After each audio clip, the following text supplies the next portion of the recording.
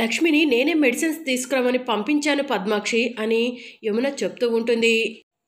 వెళ్ళేది మాకు కూడా ఒక మాట చెప్పి వెళ్ళొచ్చు కదా అని సహస్ర అంటూ ఉంటుంది. సహస్ర, ఎందుకు? అమ్మ చెప్పిన పని మీదే కదా లక్ష్మి వెళ్ళింది.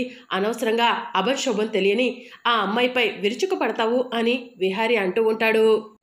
అది కాదు బావా అని సహస్ర అంటూ ఉంటే, ఒకరిని ఒక మాట అనే ముందు 100 సార్లు ఆలోచించాలి. అభంశుభం తెలియని ఆ లక్ష్మిని అనటం కరెక్ట్ కాదు అని విహారి అంటాడు. సరేలే బావా, వెళ్దాం పదా అని సహస్ర విహారిని వీల్ చైర్లో కూర్చోబెట్టుకుని కారు వరకు తీసుకెళ్తూ ఉంటుంది. సడన్గా విహారి ఆదికేశవులను చూస్తాడు. సహస్ర అని గట్టిగా అరుస్తాడు. ఏమైంది బావా అని సహస్ర అడుగుతూ ఉంటుంది. మనం డాక్టర్తో మరొకసారి మాట్లాడాలి అని విహారి చెప్తూ ఉంటాడు. ఆల్రెడీ డిశ్చార్జ్ అయ్యాం కదా బావా, ఇంకేం మాట్లాడతాం అని సహస్ర అడుగుతూ ఉంటుంది. ఇంటికి వెళ్ళిన తర్వాత నేను ఏ డైట్ ఫాలో అవ్వాలి, ఏం తినాలి, ఏం వేసుకోవాలి అవన్నీ కనుక్కోవాలి కదా అని విహారి అంటూ ఉంటాడు. అవన్నీ నేను ఆల్రెడీ డాక్టర్ని కనుక్కున్నాను విహారి అని పద్మాక్షి చెప్తుంది. ఇక విహారి ఆదికేశవులు రాజీని చూసి టెన్షన్ పడుతూ ఉంటాడు. అదే టైంకి కనక మహాలక్ష్మి మెడిసిన్స్ తీసుకొని విహారి వాళ్ళ దగ్గరకు వస్తూ ఆదికేశవులు రాజీని చూస్తుంది. ఇప్పుడు నాన్న విహారి గారిని చూస్తారేమో, చూస్తే లేనిపోని అనుమానాలు గొడవలు మొదలవుతాయి అని కనక మహాలక్ష్మి టెన్షన్ పడుతూ ఉంటుంది. బావా, ఇక వెళ్దామా అని సహస్ర అడుగుతూ ఉంటుంది. ఇక అప్పుడే విహారి మెడిసిన్స్ కోసం వెళ్ళిన లక్ష్మి రానివ్వండి వెళ్దాం అని చెప్తూ ఉంటాడు. దానికోసం మనం ఆగటం ఏంటి బావా, అది డైరెక్ట్గా కారు దగ్గరికే వస్తుంది కదా అని సహస్ర చెప్తుంది. ఇప్పుడు ఆదికేశవులు గారు నన్ను చూశారనుకో, అమెరికాలో ఉండాల్సిన అల్లుడు గారు గాయాలతో ఇక్కడ హాస్పిటల్లో ఉన్నారేంటి అని ఆయనకు లేనిపోని ఆరోగ్య సమస్యలు మొదలవుతాయి అని విహారి కూడా ఆలోచిస్తూ ఉంటాడు. ఇక కనక మహాలక్ష్మి అటు ఆదికేశవుల్ని ఇటు విహారీని చూసి ఎక్కడ ఎదురు పడతారోనని టెన్షన్ పడుతూ ఉంటుంది. ఇక మరోవైపు నాన్న విహారీ, ఏంటమ్మా ఆలస్యం, వెళ్దాము అని యమున అంటూ ఉంటే 2 నిమిషాలమ్మా అని విహారీ అంటాడు. 2 నిమిషాలు ఎందుకు బావా అని సహస్ర అంటూ ఉంటే, అవును నా బెడ్ దగ్గర ఏమైనా మర్చిపోయామేమో, ఒకసారి చెక్ చేశారా, వెళ్ళి చెక్ చేసిరా పోండి అని విహారీ చెప్తూ ఉంటాడు. అంతా చెక్ చేసే వచ్చాను, ఏమీ మర్చిపోలేదు బావా అని సహస్ర చెప్తూ ఉంటుంది. ఇక అప్పుడే ఆదికేశవులు, ఏంటి రాజీ, మీ పెద్దమ్మ ఎక్కడికి వెళ్ళింది, ఇంకా రాలేదు అని అడుగుతూ ఉంటాడు. అదిగో పెద్దమ్మ వచ్చేస్తుంది అని రాజీ చెప్తూ ఉంటుంది. ఏంటి గౌరీ, ఎక్కడికి వెళ్ళావు అని అడుగుతూ ఉంటాడు. నువ్వు ఇంటికి వెళ్ళిన తర్వాత ఏం తినాలి, ఏం వేసుకోవాలి డాక్టర్ గారిని కనుక్కోవాలి కదయ్యా అని గౌరీ చెప్తూ ఉంటుంది. డాక్టర్లు గోరంత దాన్ని గొడ్డలంత చెయ్యాలని చూస్తున్నారు, పదండి వెళ్దాం అని ఆదికేశవులు అంటాడు. ఇక ఆదికేశవులు అలా డిశ్చార్జ్ అయ్యి వెళ్ళిపోగానే ఇక వెళ్దాం పదండి అని విహారి అంటాడు. ఇక లక్ష్మి కూడా మెడిసిన్స్ తీసుకొని యమున వాళ్ళ దగ్గరకు వస్తుంది. లక్ష్మి, నేను చెప్పిన మెడిసిన్స్ అన్నీ తీసుకొచ్చావా అని యమున అడుగుతూ ఉంటే, తీసుకొచ్చానమ్మగారు అని కనక మహాలక్ష్మి చెప్తూ ఉంటుంది. ఇక ఇంటికి వెళ్ళబోతూ ఉంటే హాస్పిటల్లో పనిచేసే నర్సు వచ్చి, మేడం మీ బిల్ ఇంకా క్లియర్ అవ్వలేదు, ఒక్కసారి క్లియర్ చేస్తారా అని అడుగుతూ ఉంటుంది. సరే నేను వెళ్ళి బిల్ క్లియర్ చేసి వస్తాను, మీరు కారు దగ్గరకు వెళ్ళండి అని సహస్ర చెప్తుంది. ఇక విహారి వీల్ చైర్ని యమున తీసుకెళ్లబోతూ ఉంటే, అమ్మగారు నేను తీసుకెళ్తాను అని చెప్పి కనక మహాలక్ష్మి అంటుంది. ఇక మరోవైపు సహస్ర బిల్ క్లియర్ చేయడం కోసమని రిసెప్షన్ దగ్గరకు వెళ్తుంది.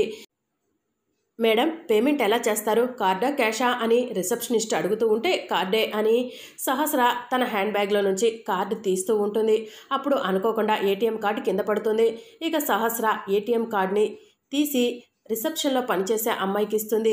ఇక అప్పుడే సహస్ర కాళ్ళ దగ్గర ఏదో కనిపిస్తూ ఉంటుంది. తన దగ్గర నుంచి ఏమైనా పడిపోయిందేమోనని చెప్పి కిందికి వంగి దాన్ని తీసి చూసేసరికి అది విహారీ పెళ్లి ఫోటో. విహారీ పెళ్లి ఫోటోని చూసిన సహస్ర ఒక్కసారి షాక్ అవుతుంది. బావ ఫోటో ఏంటి ఇక్కడ ఉంది, అది కూడా పెళ్లి డ్రెస్లో ఉన్నాడు, పెళ్లి డ్రెస్లో ఫోటోషూట్ కూడా జరగలేదే, ఈ ఫోటో ఎలా వచ్చిందో తెలుసుకోవాలి అని సహస్ర మనసులో అనుకొని ఆ ఫోటోని హ్యాండ్ బ్యాగ్లో పెట్టుకుంటుంది. మేడం మీ బిల్లు క్లియర్ అయింది అని రిసెప్షనిస్ట్ చెప్పడంతో సరే అని చెప్పి సహస్ర అంటుంది. ఇక విహారిని తీసుకొని అందరూ కూడా ఇంటికి వస్తారు. అమ్మ లక్ష్మి వెళ్ళి దిష్టి తీసుకురా అని యమున చెప్తూ ఉంటుంది. అసలు ఇంట్లో ఇంతమంది ఉన్నారు, లక్ష్మి వెళ్ళి దిష్టి తీసుకురావడం ఏంటి, ఎవరికి ఏ పని చెప్పాలో ఎవరిని ఎక్కడ ఉంచాలో నీకు తెలీదా అని పద్మాక్షి యమునను అంటూ ఉంటుంది. అత్తయ్య, అసలు దిష్టి తీయటానికి కూడా ఇన్ని రిస్ట్రిక్షన్స్, ఇన్ని టెన్షన్స్ అవసరమా? లక్ష్మి చేతులతో చేసిన వంట అయితే తింటున్నాము, కానీ దిష్టి తీయటానికి లక్ష్మి పనికిరాదా?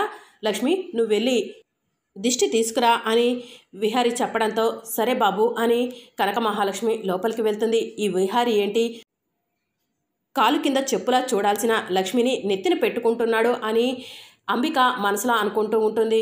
ఇక మరోవైపు కనక మహాలక్ష్మి దిష్టి తీసుకొచ్చి విహారికి దిష్టి తీస్తుంది. నాన్న విహారి లోపలికి పద అని యమున అంటుంది. ఇక విహారి లోపలికి వెళ్ళగానే భక్తవత్సలం చాలా సంతోషపడుతూ ఉంటాడు. మనవడా నీకేమవుతుందోనని చాలా కంగారు పడ్డాము. దేవుడు దయ వల్ల నీకు ఏమీ కాలేదు అని భక్తవత్సలం అంటూ ఉంటాడు. ఏ దేవుడో నిన్ను కరుణించాడు, అందుకే మళ్ళీ తిరిగి సంతోషంగా ఇంటికి రాగలిగావు అని కాదంబరి అంటూ ఉంటుంది. విహారి 10 రోజులు రెస్ట్ తీసుకో, ఆఫీస్కని తిరక్కు అని పద్మాక్షి చెప్తూ ఉంటే సరే అత్త అని విహారి అంటాడు.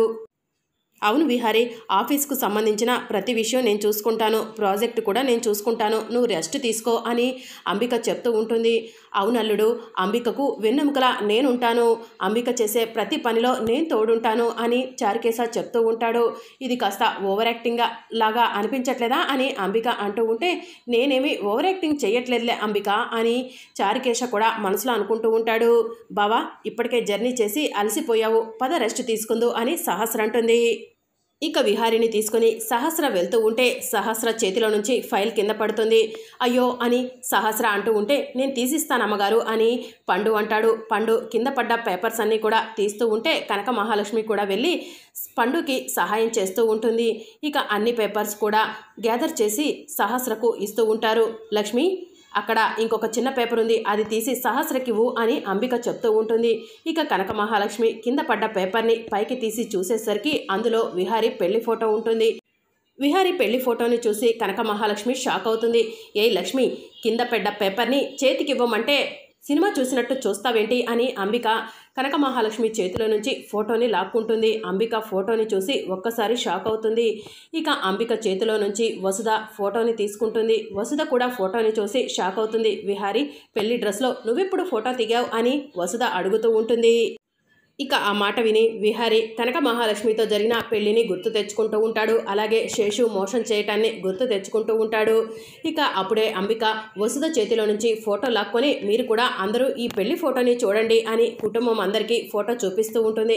నాన్న విహారి నువ్వు పెళ్లి డ్రెస్లో ఎప్పుడు ఫోటో దిగావు, కనీసం నాతో చెప్పలేదేంటి అని యమున అడుగుతూ ఉంటుంది.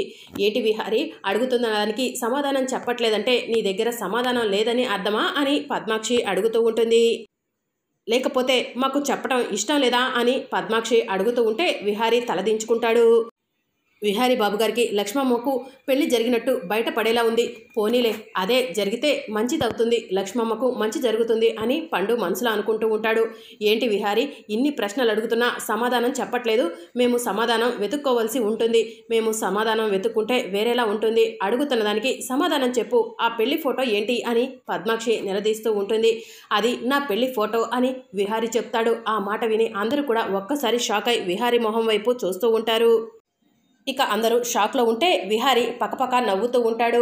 మీ జనరేషన్కి మా జనరేషన్కి ఇదే డిఫరెన్స్ అత్త. ఆ ఫోటోని మా జనరేషన్లో వారు ఎవరు చూసినా కూడా ఏఐలో చేసిన ఫోటో అని గుర్తుపట్టేస్తారు అని విహారీ చెప్తూ ఉంటాడు. ఏఐలో చేసిన ఫోటోనా అంటే ఏంటి విహారీ అని భక్తవత్సలం అడుగుతూ ఉంటాడు. ఏం లేదు మామయ్య గారు, మీకు అర్థమయ్యే భాషలో చెప్పాలంటే కంప్యూటర్ గ్రాఫిక్స్లో చేసిన ఫోటో అని చారుకేశ చెప్తూ ఉంటాడు.